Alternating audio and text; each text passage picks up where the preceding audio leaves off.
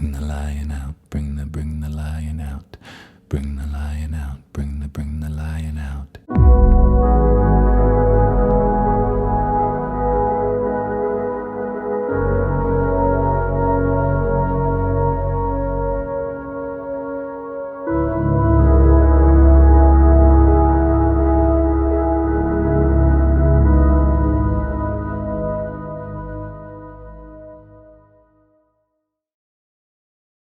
Hello Leo, welcome to your full moon horoscope. I'm excited for this one, Leo. This is for you. Your first house is the house of the very soul, your essence, your innermost being. And for a full moon to be happening here is an incredible opportunity for you to bring the lion out. I really would highly recommend that you harness all of that pride in you and that self-worth and that conviction that you have to this life, your ability to express yourself on behalf of the group. All of these things about you should not be ashamed of, Leo. I think that there's a lot of interesting ways that we read astrology and horoscopes and things like that, and there's a categorization that can sometimes happen, and it's all well and good and funny to laugh at the shadow side, we'll say, of each of the different signs.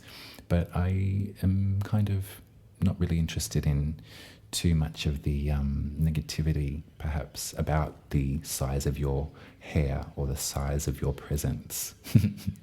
I think that we've got a lot to learn from Leos. I really do believe that. And I think that I'd say it often, but it's really important for me to remind you that Leo rules the heart chakra. So everything that you do is to self-express from love. You know, that's your major principle. You're working from love. The sun rules your sign.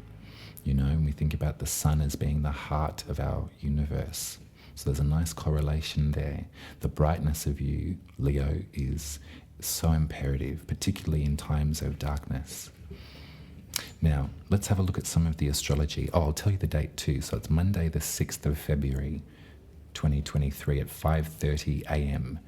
if you're in the southern hemisphere with me. So I would say that if you've got the Nous, this is Australian Eastern time too, so you'll have to be down south, but perhaps wake up early on Monday the 6th and you'll catch a glimpse of the moon at its fullest, right as it's setting. And that might be a really great moment if that's all you do to work with this moon. That will be a really lovely thing for you to experience and to watch that setting moon and to feel that moment of release, letting go of all of the things that are cramping your style. Now, there's a few different aspects here that are causing a bit of friction with this lunation. So let's be fair and let's explore it together. So Uranus has stationed direct in Taurus, so all of those I guess that feeling of the beginning of the year of like being like sort of slow to start or feeling a bit confused or unable to focus. Mercury, Mars and Uranus have all stationed direct now, so there's going to be a nice feeling over the next, I think, 88 days or so, something like that, maybe less now by the time it gets to the moon. But over the next 2.5 months, there's going to be progress. There's going to be an ability to move forward, an ability to re-establish the game plan. Also, this lunation, so the sun and the moon, are forming a T-square with Uranus in its freshly direct station. So if we think about all of the interference with Uranus that we've been feeling, you know, Uranus is the spirit of revolution, you know.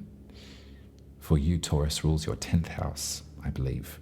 So this is your most public self. This is your the part that's most visible about you, your career, your legacy, all of that kind of thing.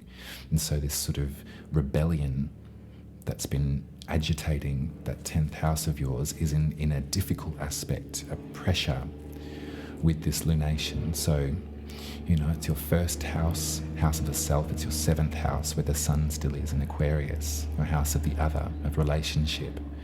So we might be looking again at that kind of dance, that tryst between your private world and your public self. Perhaps there's friction in these relationships.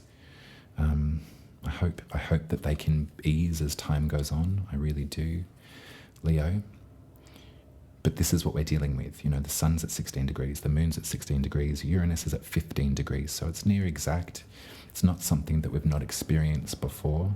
Hopefully it will be possibly the last time that it happens so severely. There's also another square happening, but it's between different planets. It's Venus and Mars. So Mars is in Gemini still. Mars has been trying to set that 11th house on fire. The 11th house is where we come together. It's our perception of humanity and community.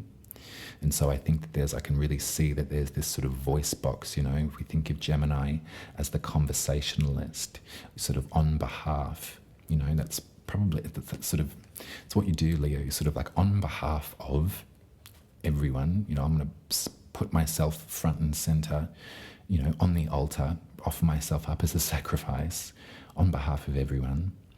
But the square is happening between Mars in that community house and Venus, which is in your 8th house. So Pisces rules the 8th for you, Leo. And the 8th house is a difficult one. It's very intense. It's where we come together in intensity with other individuals and where we need to learn to say goodbye. There's a lot of grief around the 8th. It's a contractual feeling. Some say that the 7th house is about, contractual bonds, and it is. I think the 8th is sort of, I don't like to, I'm very gentle with the term soul contract. It could be put into this 8th house. The good news is that it's Venus that's present here. So there's a sweetness, there's an enjoyment, there's a commitment to some sort of pleasure. So I wonder, again, it sort of feels like this lunation for everyone, I'll be honest with you, feels like this sort of tryst between public and private. It's sort of like, okay, well, this is my visible parts and this is my private parts. How do I tend to both of these things? I think at this lunation, though, it's going to be really important for you to take the private moment, really allow that moon to light up all of the parts of yourself that you enjoy and that you're proud of, I would say. Yeah, this is this sort of like revolutionary, rebellious, Uranian feeling still in your 10th house. It's going to be there for a while. It's not leaving until 2025. But let's get some intuitive tarot and we'll see if we can fill out the story a little further. The square between Venus and Mars is nice. That's that sort of butch and femme kind of sentiment, isn't it?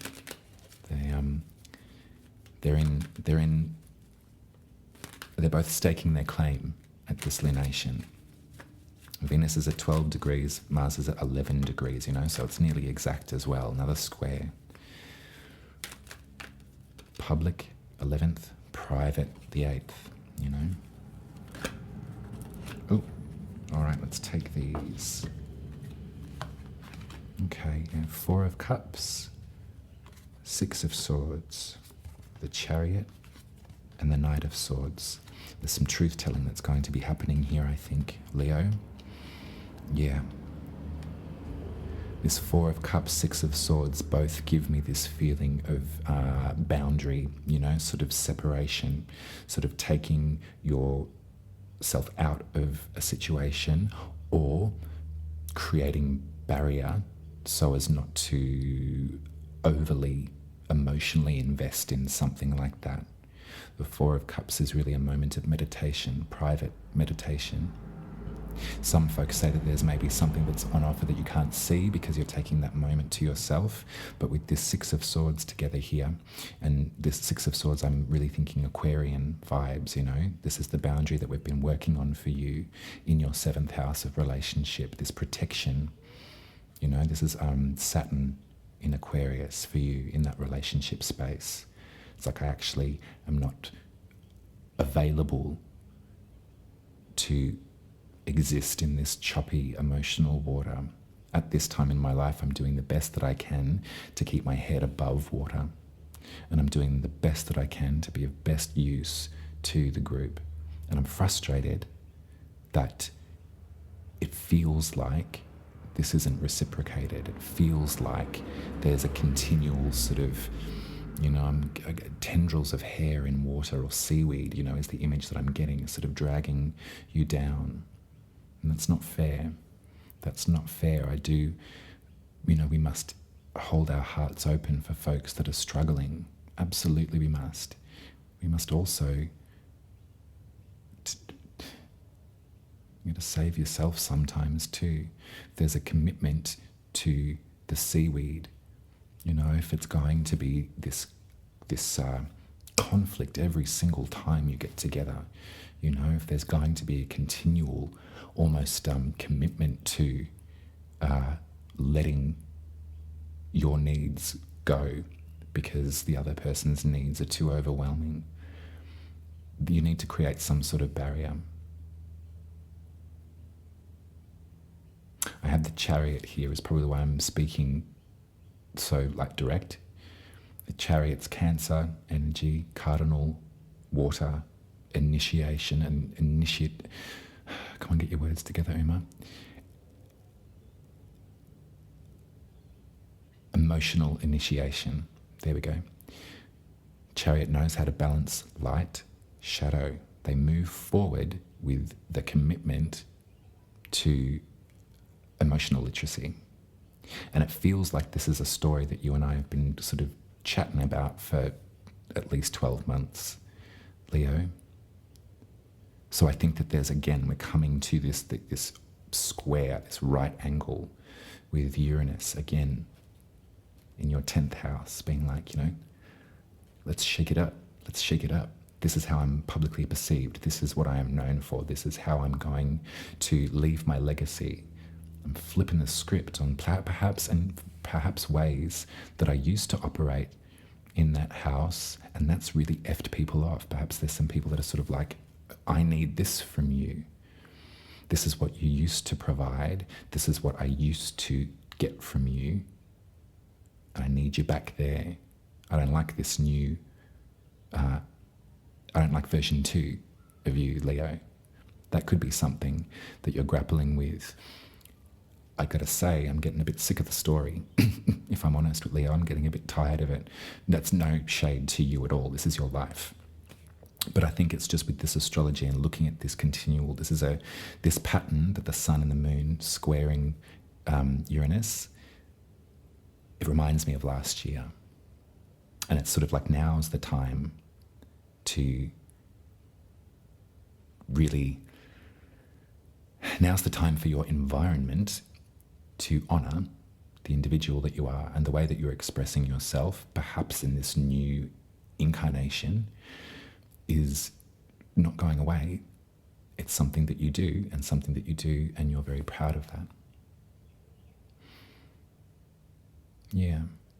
The Knight of Swords is here too, so it's probably giving me that sort of sharpness to the way that I'm expressing this. Yeah, you know, it's sort of like direct truth, affirmative action, fast-moving truth, honesty. Yeah. For a full moon in your first house, you know, this is sort of, it seems to have a lot to do with the other, and perhaps this is the problem. Perhaps it's too much of the outer sources. I need this, you know, give it to me. Give me you, give me all of you. I want to eat you, Leo. It's a horrible feeling to have sometimes when you feel that your environment is full of folks that need from you but don't know what you need, have no idea what you need. Wouldn't think twice about that.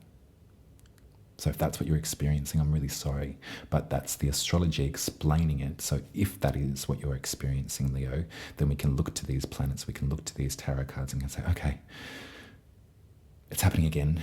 There's going to be a sense of release. And there will be. There really will be. We've got many tastes of what's to come happening in the astrology of this year. Pluto will be entering your 7th house, the house of the other. So there will be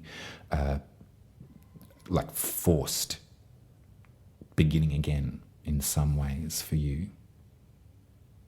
The relationship structures and the dynamics of your life potentially will be going through complete disintegration and evolution. We'll look for that undergrowth, that juicy green undergrowth after the charcoal. Yeah. So, in closing, this is your moon. F everyone else. Take the moment. If you're using Australian Eastern Daylight Savings Time, then it will be 5:30 a.m. on the 6th of February.